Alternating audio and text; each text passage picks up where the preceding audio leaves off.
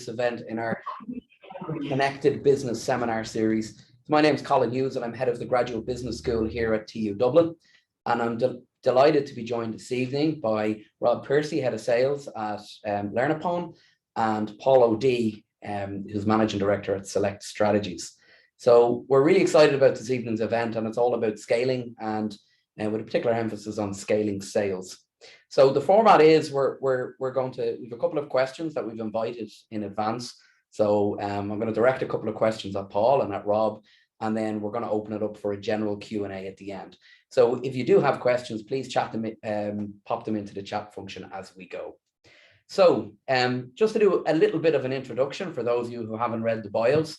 So Rob is head of sales at LearnUpon. He's about 20 years in the tech industry, the tech sector, and has worked in a number of organizations, including Dell, Qualtrics, and now LearnUpon. And interestingly, TU Dublin and LearnUpon do a lot of work together across a number of different programs. So it's a very strong partnership there. Paul is founder and managing director of Select Strategies, an organization that works with CEOs to help organizations scale. He's founded and exited successfully a number of tech startups. He sits on a number of boards and is an adjunct or guest lecturer in a number of universities, including Stanford, Cambridge, and of course TU Dublin for many, many years.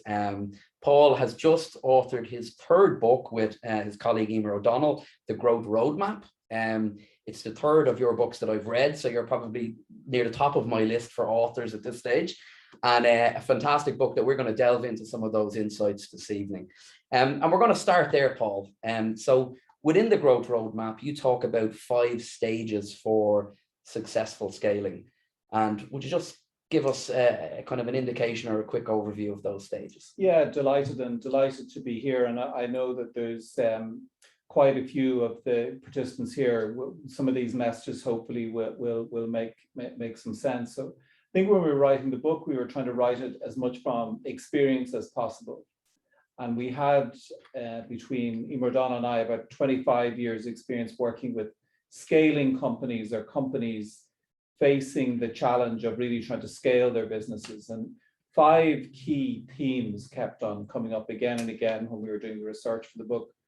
I guess the first was some kind of early diagnosis of what's really happening. And there seemed to be 2 separate groupings of companies that we had seen over the years. One grouping were often a little bit too internal looking, you know, that they may not have been hugely ambitious. They were looking at the business from an internal perspective. And the second group were much more ambitious. They seemed to take a brutal hard look at the facts of where they were, but they had taken a deep diagnosis into where they were, what they needed to fix, and how they needed to scale the business. So I think the first stage really was around a detailed diagnosis or facing the brutal facts. The second part of the growth roadmap that we looked at, and it came through from research, was the companies that seemed to scale really successfully had really strong vision or ambition. It was almost like ambition was the architect for scale for them. They had a real demand for themselves. They weren't satisfied to be a sub 5 million or sub 10 million business. They really had some kind of drive to scale the business or do something internationally and significant. The third factor that seemed to come up a lot of the time was that businesses that scaled really took an overall strategic view. Like for most of us and many of us on this call, we're so busy with the urgent that sometimes it's hard to take away the clutter and focus on the important. And a lot of the companies that scaled successfully seem to balance this bridge between focusing on the important, but also dealing with the urgent.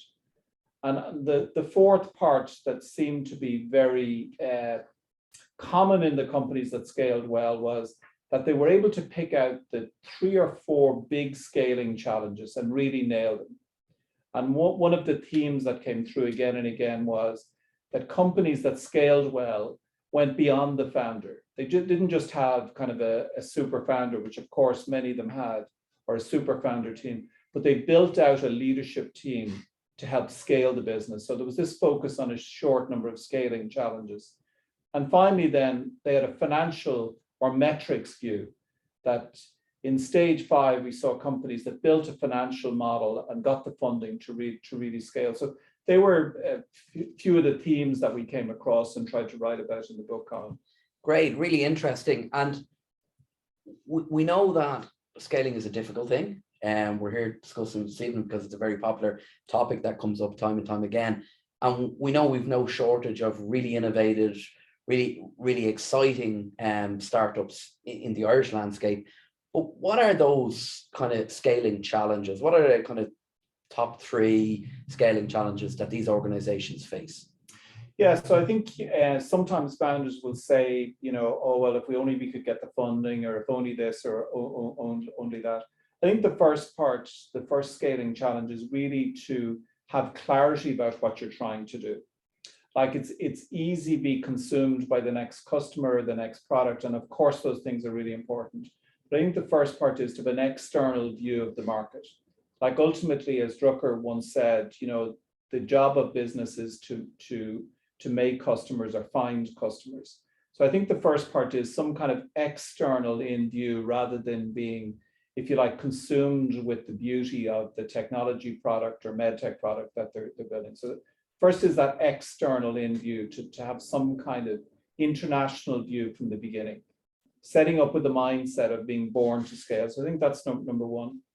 The second is to build the capability in the team so that the capability in the team and the learning in the team is growing. I think there's, and I know Robin's going to talk to this in a bit about LearnUpon, but in successful scaling businesses like LearnUpon, you can probably judge the rate of growth of the company is in parallel to the rate of growth of the founder team and their learning, How many of us on the call know a founder, and if you talk to them 10 years ago, they're still telling you the same story as today.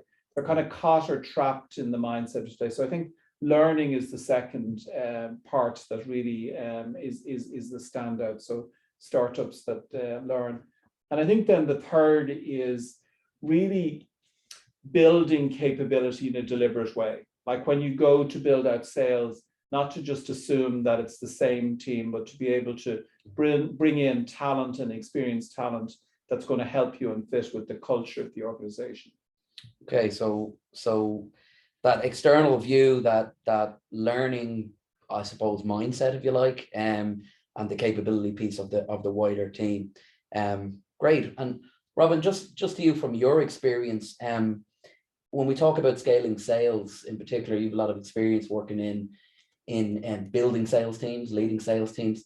What are the key scaling challenges in your experience? What have you faced? Yeah, and thanks for having us here, by the way, tonight, Colin. It's great to be here with you, Paul, as well. I think, Paul touched on a few of the things there, but I think to go a little level deeper, and just in my experience, because again, I had that phenomenal experience. And by the way, it's a wild ride, like scaling sales teams, from, that kind of incubation period right up to, I suppose, tens, hundreds of people like across the sales organization, but it's tough. I think the number one challenge that, I can share with you and other sales leaders will share is hiring. Like hiring is the number one challenge on all sales leaders' minds. Like, it's the last thing you think about before you go to bed at night. It's the first thing you think about when you get up in the morning. And particularly here in Dublin, like where there is a talent war, like in the sales side of the house, like, because there's hundreds of amazing tech companies here who, have come in from abroad, or even Irish startups like LearnUpon, which has been doing a great job, but everyone's cutting each other up. Sure. And that is the reality today, unfortunately. Like, so hiring is a big challenge. You talked about learning, Paul, very, very relevant as well, because I think that time to production, time to productivity for new hires who are coming on board to any sales team is critical for the success. They want to feel successful. They want to get up and over their quotas early. We put in place like things like ramp quotas purposefully, to make sure that people feel successful. But for us, it's about enabling them and giving them the right tools for the job and things like that. So hiring is a big thing. You can never overhire. I would always say to any of my sales leaders or any people I've worked with in the past, make sure you account for attrition, it's only around the corner, even if you've got the strongest sales team, it will always happen like so. So hiring is the biggest thing I would say. Culture, you touched on it, Paul, as well. As you scale, keeping that culture that maybe the founders have created, and they've hired really good, smart people along the way in the early parts of the journey, keeping that culture alive and fostering that great culture is difficult, because you're bringing in a melting pot of different types of people, different could be languages and things like that as well, and you want to keep that that kind of core culture you've always had, and that is a real challenge, but there's ways to help with that. And I actually think bringing in different mixes of people, different mixes of experience, promoting up through say your biz dev organization into sales, that fosters a really nice culture. You can learn from each other. And I think a lot of the learning, to your point, Paul, a lot of the learning is actually in the room, from people who've come through those different challenges as we've scaled, not necessarily just from people who come in with experience. And it's that culture piece. So obviously culture is one thing when everyone's co-located, right? But we're talking here about international scaling and so on. So you're talking about trying to develop a culture that extends across borders and across offices in different locations and different formats and different setups. How do you deal with that? It's tough. And when I think about the experience I had previous to LearnUpon with Qualtrics, it was American organization. It chose Dublin as its kind of international HQ. I was lucky, I was employee number 30 here in EMEA. By the time I'd left, 5.5 years later, there were over 650 employees, across 8-9 different locations across EMEA.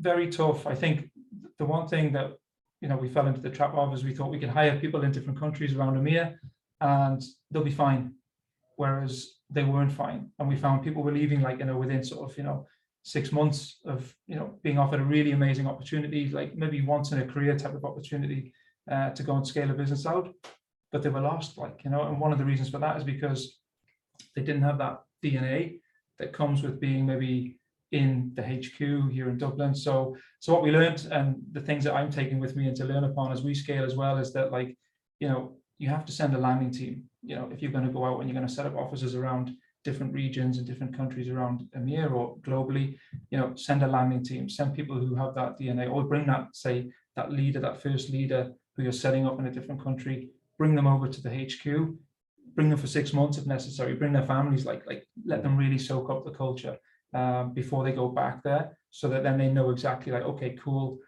I'm going to go hire, I need to build a big team here. Now I know exactly the type of culture that we're here. And by the way, when we're hiring as hiring managers, we look for all these, through all the checks and balances of the interview process. We want to hire, culture first. Obviously, all the smarts, the integrity, and everything comes after that. But so hopefully, do a good job hiring, and that then passes on to them when they're hiring for their teams as well. Great. Not an easy one. Lots of challenges there within.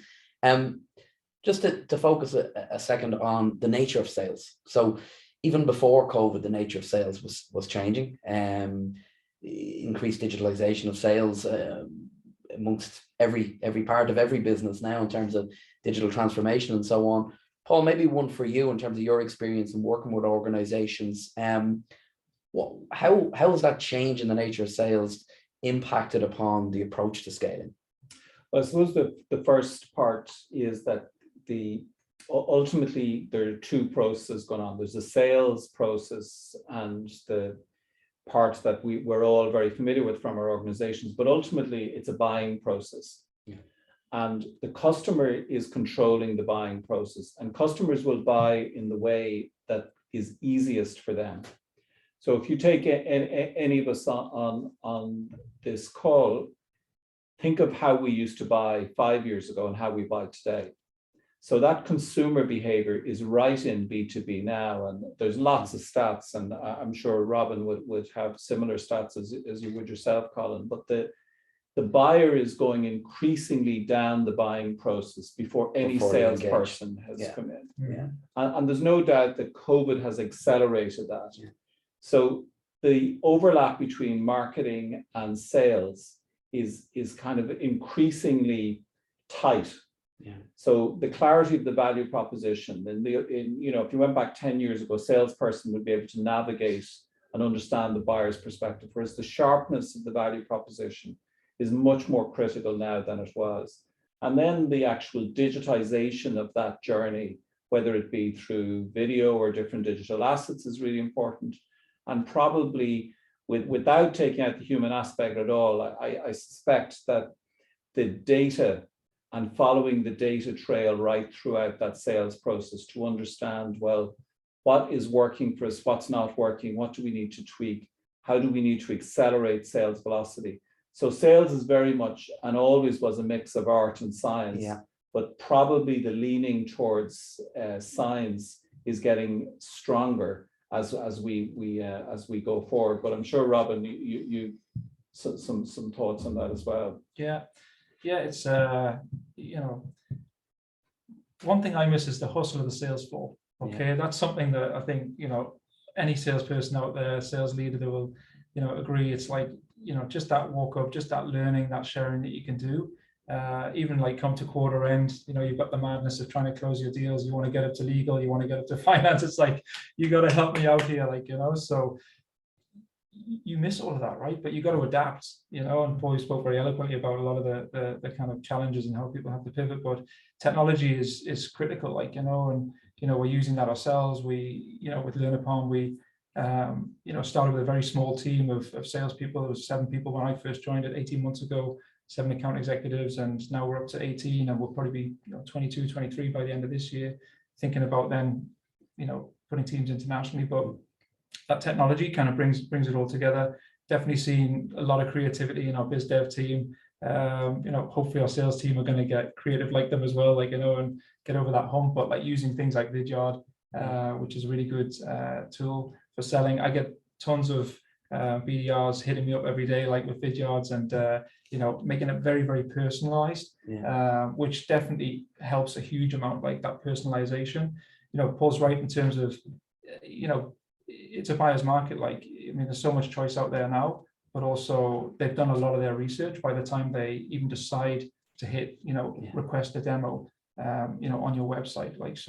The marketing aspect comes down to it. We spend a lot of marketing dollars to try and get in front of the right audiences, the right personas as well. We're fortunate in LearnUpon that actually, up until recently, 100% of our revenues came through inbound. So marketing demand generated activities. It's built a really solid foundation. And I know, Brendan, who's a founder of LearnUpon, had that, that kind of foresight as well, to make sure we got a really strong marketing engine in. So that does help us, but that coupled with the use of the technology is really helping us, but again, I go back to the start, you can't beat the hustle of the sales floor, I'm hoping we're going to get back there, soon. And it's interesting because if we think about a lot of our graduates go out and work in sales roles, and you mentioned that the wonderful ecosystem now within an Irish perspective, and they go and work in digital or virtual sales roles or inside sales roles. So they don't know any different, right? They've never been in field sales. They've never had the personal engagement piece. So they don't, but there are many people that, when you talk about some of the art form and so on, people want to get in front of people, and that's what they've been comfortable with. And increasingly, I suppose the question will be asked, well, do you need to travel? And why are you traveling? And that will be asked from both sides, I'm sure. Yeah. How challenging is that in terms of scaling internationally without boots on the ground, if you like? Yeah, I think, previously coming to LearnUpon, and by the way, LearnUpon, again, we built a really solid foundation. When I joined, 18 months ago, there were 125 employees in the whole company. Now we're up just touching 250, so it's doubled in that space of time, which is great. And I think pre-COVID, events were a big part of it. We'd have a lot of trade shows that we would attend in the learning industry. They were very successful for us as well. In terms of scaling internationally without those boots on the ground, this is really relevant to me right now, because we've built an amazing sales team here at LearnUpon, but because it's an Irish company, we build it here in Ireland. Okay, that's a natural thing to do. We start small and we build it out. Again, we're up to about 18 AEs now, 2 of which are actually down in Sydney, helping to kind of pop the APAC market. but the remainder are here, okay? And some of them are remote now, like, you know, they're down in Westmeath, or they're in Donegal, or, you know, down in, you know, one of them's moving down to Cork, which is great, and we can allow that flexibility, right? So, but the challenge is really relevant now, because we're getting to a place where Dublin is becoming very crowded. You know, that talent war is very real. 70% of our revenues come through North American markets. So we need to talk the language of the customer, okay? Particularly here in EMEA, you know, we will have to start putting feet on the ground over in, you know, the France's, the Germany's, the, you know, Benelux, Nordics type of regions. But right now it's like I'm actively searching for my first kind of US sales leader, so we can start building a team out there. And we've done a wonderful job, I think, you know, and it starts way before I joined LearnUpon, but like done a wonderful job of being able to service a market which is thousands of miles away from little old Dublin, but done an incredible job of it. Like, you know, taking our first round of funding last year, you know, which is brilliant, because it's helped us to go and do a lot of things in this last year. But I think as I look to it now, it's making sure that we hire a great leader, we get them that DNA for LearnUpon, we enable them, we let them, you know, hire, give them autonomy to go hire locally as well. Industry expertise as well, certainly for the LMS market that LearnUpon is in, is going to be critical, because they're going to be remote leader, number one. They have to come with that experience, and number two, they're going to have to hire people with that experience just to make it easier to get into productivity mode, like, you know. So yeah, the challenge is real. You know, these are the things that definitely, you know, keep me up at night, but I'm confident we're going to do it, and we're going to build a great business over there too, like, you know. Fair play. It's a great story, and it's great to see, you know, Irish companies successfully scaling. One great question came in. I thought we had a bunch of really strong questions that came in advance. One question was, when Irish SMEs are looking to scale internationally and they're working with larger organizations and they're going on that journey with them, how do they convince those larger organizations that we can grow with you, we can scale with you, and that our current small size isn't a risk? Yeah, so it's a typical situation that many, I suppose, early stage or startup companies face when they're scaling. And there are many really good examples that I'm going to lean on LearnUpon a little bit and then move into others. I think the game for scaling and credibility with large buyers starts with the founder team or somebody very close to the founder team.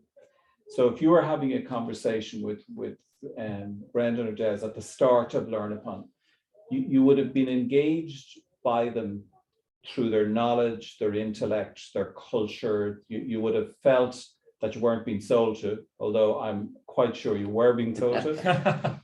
But you bought the message. And what we have now in Ireland, which is probably, I think, this huge opportunity going forward to build a really big Indigenous industry, is we have a cohort of really good leaders in not all companies, of course, but there is a cohort of really good leaders that stand out on a world stage, and they're able to go into boardrooms, or they're able to go into situations where you have much larger organizations, and by virtue of their experience, their capital, and their engagement, they start to de-risk that process. Yeah.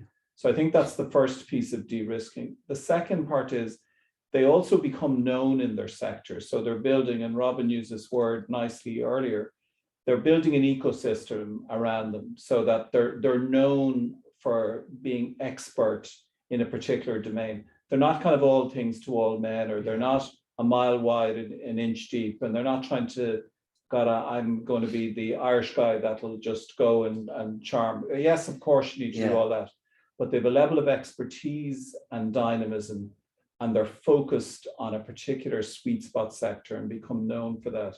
And I think there's lots of examples of really good companies now that are starting to do that, but it's about focus, it's about capability, and it's about ambition.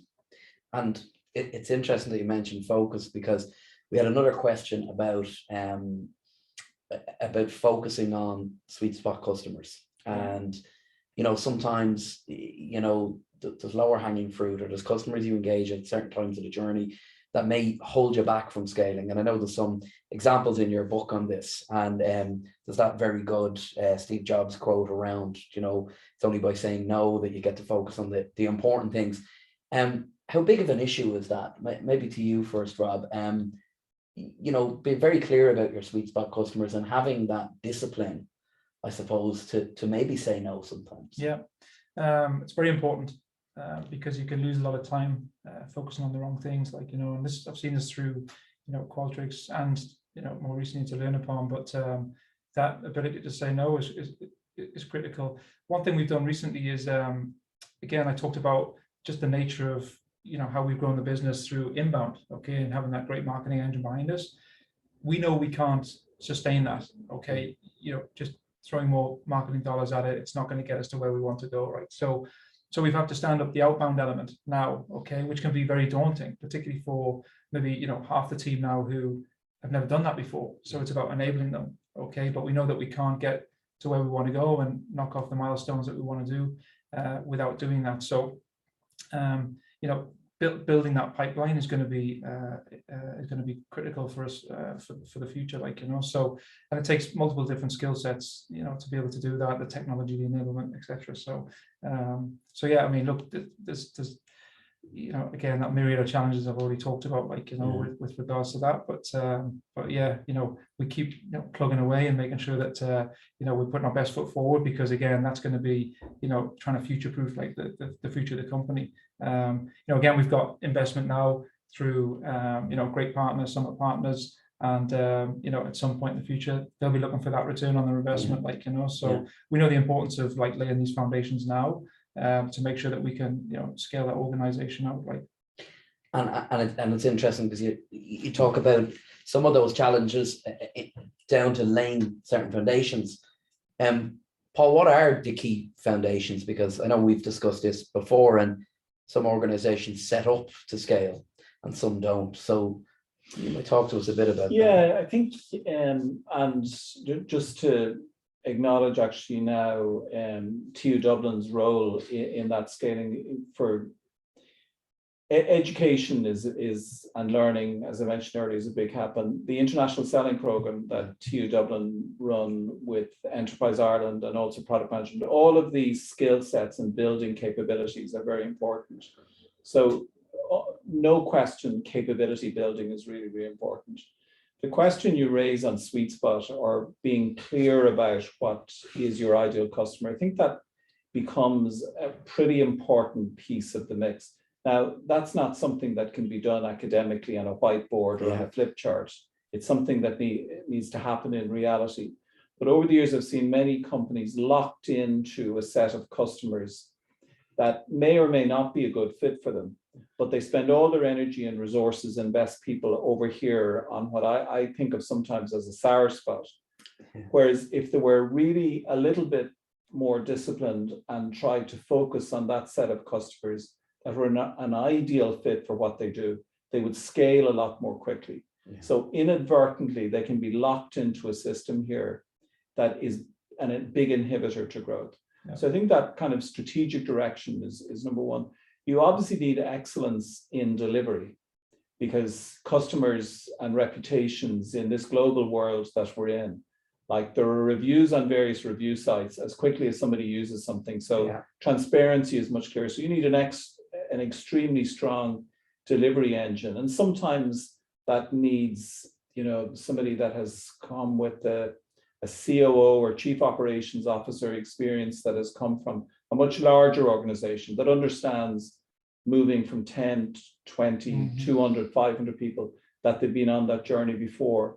And I think the third element of that scaling foundation is that there's some underlying financial model that, well, it costs us X to acquire a customer, but we can get revenue of 5X for that, and we can scale that through that the financial model actually makes sense. Yeah. Because as Robin has alluded, they're investors, whether they're P or VC or anything else, they'll only invest in a business if there's a financial engine there that makes sense. So I think those three parts, the value proposition and sweet spots, the delivery engine, and that third, that the financials all make sense to scale. I think just one other thing to to kind of follow on from that as well, is like you're talking about the target markets, even down to the personas. I think, you know, when you talk about saying no to things, it's like, you know, just from the experience that I'm going through right now with LearnUpon, it's like we've done very well in terms of certain types of industries, like, you know, even SaaS companies, like technology companies, professional services, healthcare. We've seen that we've done very well on that in the e-learning space, right? So, and they're looking for an LMS. They want to obviously, you know, have that culture of learning, and they're doing all the learning journeys and learning programs through an LMS. But is that necessarily going to get us to like our next milestone and milestones thereafter? Like, you know, just focusing on those. And when we set up the territories, and we have a great revenue ops manager, Johnny Gainey, like, you know, super guy, he came in earlier this year, helping us to pull out data from all sorts of places. Like, you know, we've got Salesforce in and the usual tech stack, right? But one of the things we talked long and hard about is like, well, now we're setting up territories to actually go focus on target customers, prospects that we want to go and do business with, so we can swim maybe more upmarket into the enterprise space. Because again, with inbound, you're at the mercy of kind of what comes through. With outbound, you can kind of control it a little bit more, and that's kind of where we're going. But maybe we say no to some of those industries and we start focusing on others. And what we're seeing is that maybe industries like, you know, associations, or where like the LearnUpon use case works very well, is like with that kind of membership volunteering type of audience, is something that we need to tap into. We made a decision not to go with like public sector and government because, you know, we've been there. It's long, cumbersome sales cycles, and not something that we can like do at scale yet. Okay, at some point, I know in the future, we'll have a full like government, NGO, non-profit type of, you know, business unit there within the sales org. But like for now, it's not worth it. So prioritization of who you're going after and what your sweet spot is, and understanding that, and I suppose that balance between spending all your time customizing to product and so on, developing product for a particular cadre of clients, you know, to the detriment of maybe developing out things that can scale more widely. I think so. And probably one of the challenges, I guess, when you're looking at scale is, so if you look at previous waves, product differentiation was something, you know, you had strong people differentiation, where increasingly now differentiation is being done across the full business model. And that requires a broader kind of context everywhere, exactly as we're talking about, from customer segment selection through to what kind of client relationships are we going to have? How are we going to get to market? What's the value proposition? And across the whole delivery and partnership ecosystem, as well as the financial. So the founder team or the leadership team increasingly understanding the full business model and that it's cohesive. If you're locked into a customer set, particularly one that has champagne taste and beer money, you get blocked out of creating that overall, if you like, business model. Whereas if you look at all the leaders today, if you just take the tech sector, most of the tech leaders have at their core an underlying business model that has been a scaling engine. And for Irish companies, looking at the business model as much as everything else is a useful way, because it's to understand the full cohesion of the business model as the foundation for scale. Yeah, really interesting. And when you look at, you talk about that integrated piece, and I know in the book, when you read it, everything kind of fits together. You know, it's not one thing without the other. It's not one without the other four, and so on, and everything has to knit together. But one area, and this is maybe as a final question, and then we'll go to the Q&A. One area you mentioned that I picked up on was about purpose and about the vision piece, and really understanding the why. And the why is being made famous in many ways through Simon Sinek and others who've really built this out. And it's the language that's used in business schools and leadership modules and TED Talks and so on. But how I suppose common is that clear purpose in practice in startups? Yeah, so Sinek's video, and I suppose the first thing to say about it is there is a lot of data out there that says purpose is important to people. There's no question that's true. And it is also true that coming out the other side of COVID, purpose is even more important, because there are choices that good people have. And those choices are important, and all of the rest.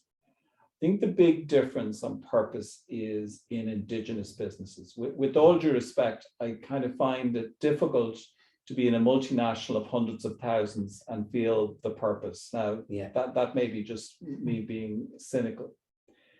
So when you think of purpose, I think of Indigenous organizations, and as your final question, I'm going to go back to LearnUpon.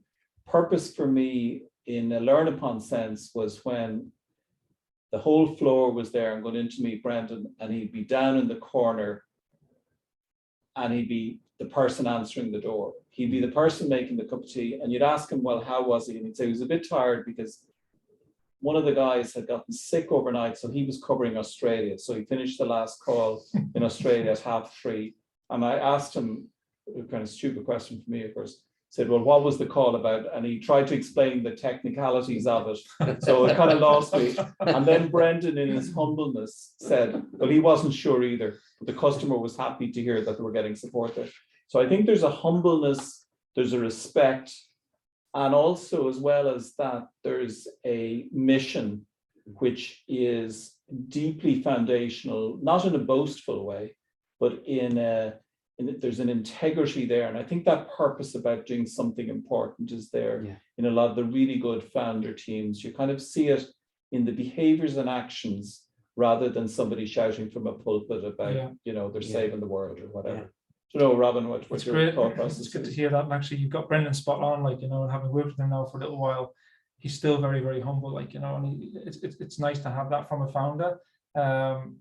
If I can, and like those were the days when Brendan and Des were working from their kitchen table and 3:30 in the morning servicing Australia, and look at us now, we're still here in Ireland servicing a US market on 5 to 8 hour time zone differences, and that's a real challenge, but anyway, I think just feeling and hearing you talk about that gives me a big smile, because when I've come from Qualtrics and you've got a founder like Ryan Smith, for example, who you may or may not know, but he's very much he was Qualtrics' probably best marketing asset, because he could just hold the audience in whatever setting. It could be a little one-to-one, it could be a small customer roundtable, it could be 10,000 people at a summit up in Utah, and he'd have you hooked, but that was his thing. He was out there in front of everyone. He was the rah-rah shouting from the pulpit,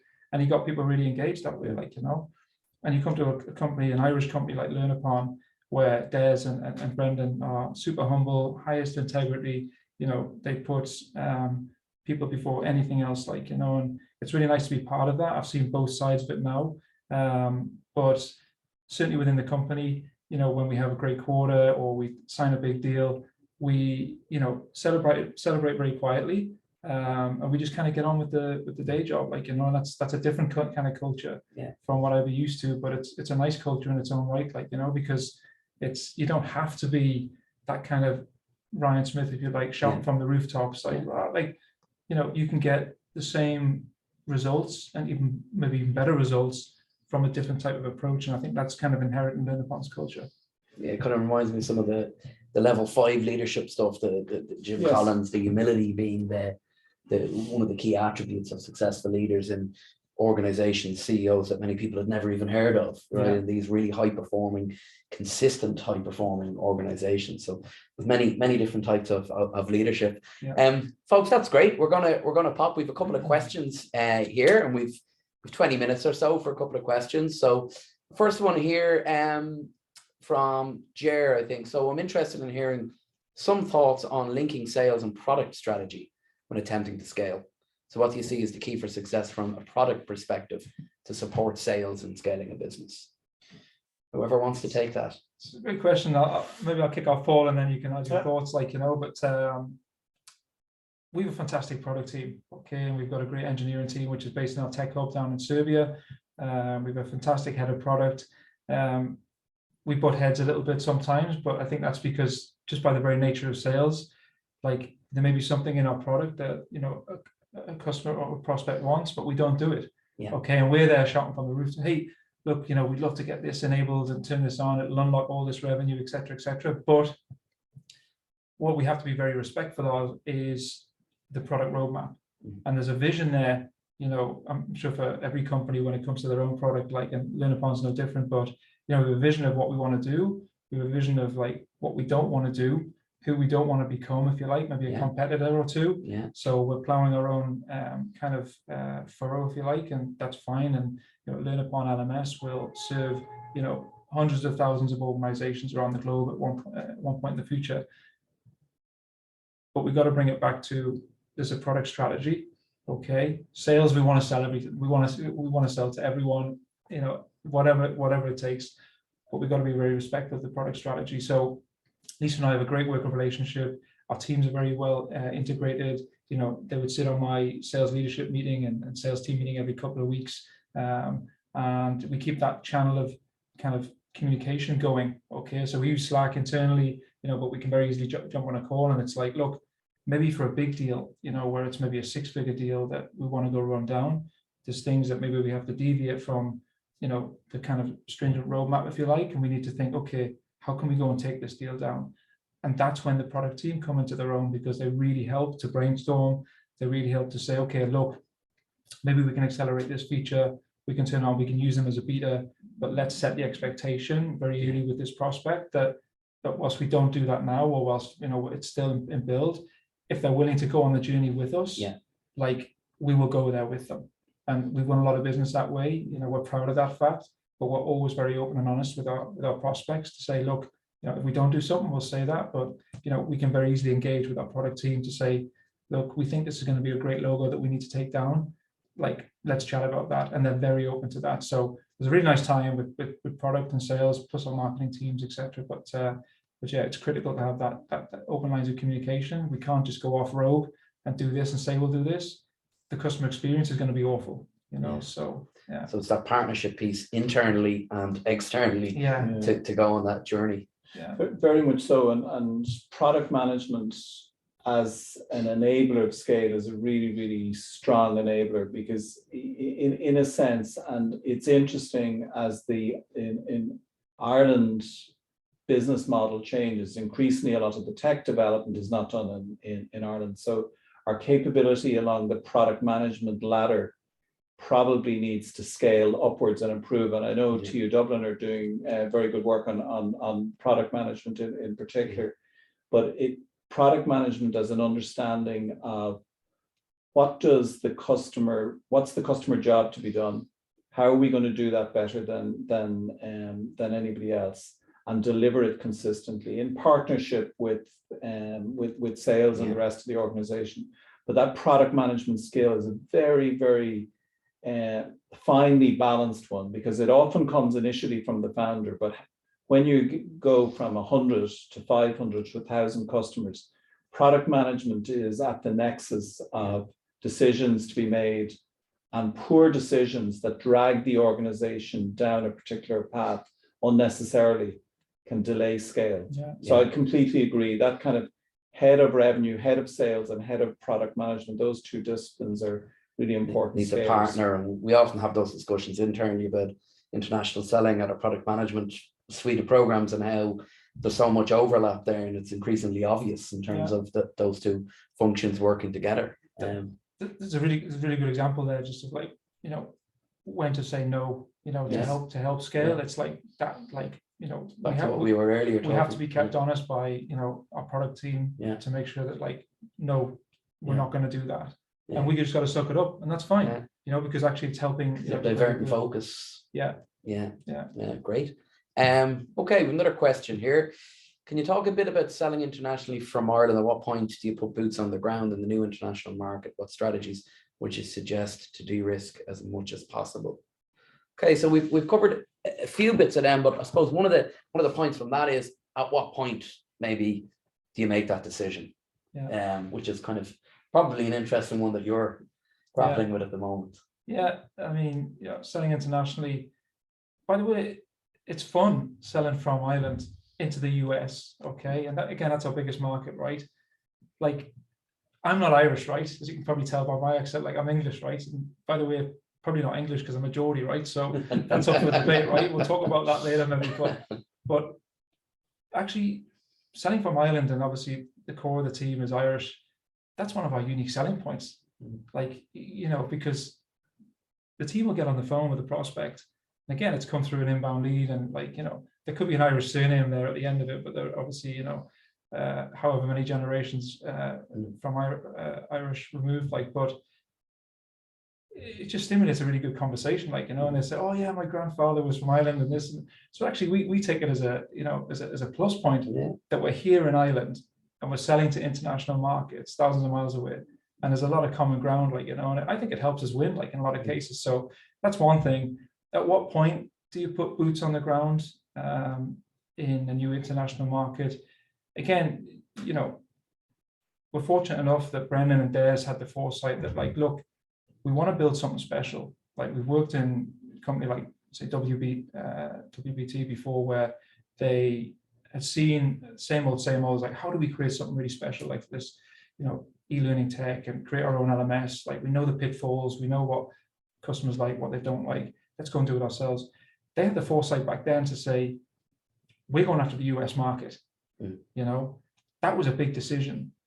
Being based here, they could have very easily said, do you know what, UK, that would be good enough. Like, let's get into the UK, and Ireland, let's, like, well, obviously we're here. But they made the decision to go pretty big and go to the US. And like I said, a couple of times, it's 70% of our revenues now. Like, that was a risky move. Like, that was a big move. Nobody over there in the US. The first hire LearnUpon made was a customer success manager. It wasn't a salesperson. It was customer success, to make sure that when Brendan actually sold something, we could support them really, really well. And now we have a wonderful team of customer success with a great success leader over there, based in Utah, and they're dotted around all over the US. And we have to, because that's where our customers are.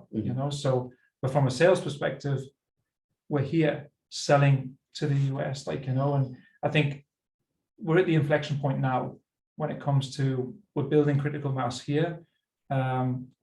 It's getting tougher and tougher to be able to sell to a candidate, hey, look, come on to LearnUpon. We've got, great culture, great organization. But by the way, you could be working like until 10 o'clock, this evening, because, like, you've got a demo to do, or you've got a discovery call to do, and they're on West Coast, like, so that becomes difficult. And just with again, like I talked about, the talent war in Dublin, like, we got to go and make that move now and put boots on the ground, like, in the US.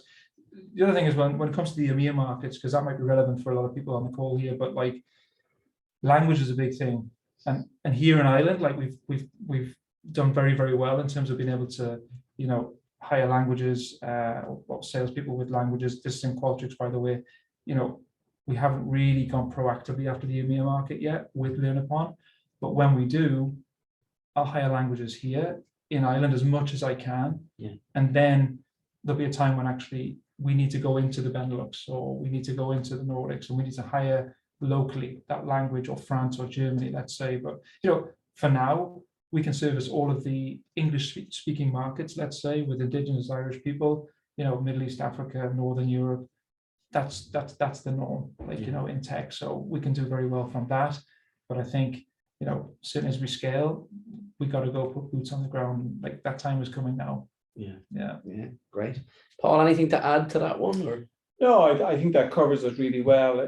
The only small addition, and really dependent on what stage you're at, is that jumping back to the digital point, that there's a lot of validation can be done before that hire. So if you're going to be at a stage where you need to hire, well, build pipeline, build awareness, have a lot of the fundamentals in place. Don't expect that you're going to hire somebody in New York City or San Francisco that's going to come with the answers in the playbook to sort out all of your stuff. Do the foundations, do the basics, and validate the market as much as possible before making that hire, because a bad hire in the US could, when you put opportunity cost and hiring costs and salaries and all the rest, it could be a $500,000 plus cost fee. So just be very careful. So lay the foundations for success for them in terms of before you put them in place. Great.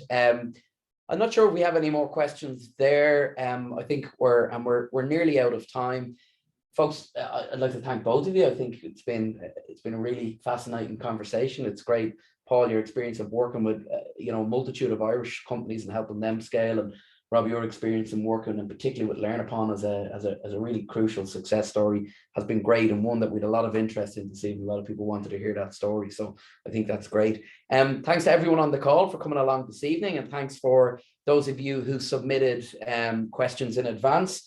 We have picked 3 questions from Adrian Byrne, Patrick Thorikins, and Paul Foley. So we'll be in touch with you folks to send you a nice goodie bag with a copy of a book, some TU Dublin branded goodies, some LearnUpon goodies, and so on. So thanks for those great questions in advance. I'd like to thank everyone again for coming along this evening, and invite you to come along to our future Connected Seminar Series events. We have a Connected Tech event launching next week, and we're going to be promoting that from tomorrow on, where you'll see 6 weeks of topics around immersive technologies, AI, blockchain, Internet of Things, digital transformation, and so on. So it's going to be a really interesting series with a lot of expert speakers. So do come along to some of those events and bring colleagues along too. So have a great evening. Thanks again to Paul and Rob, and we'll see you at our next event. Thank you.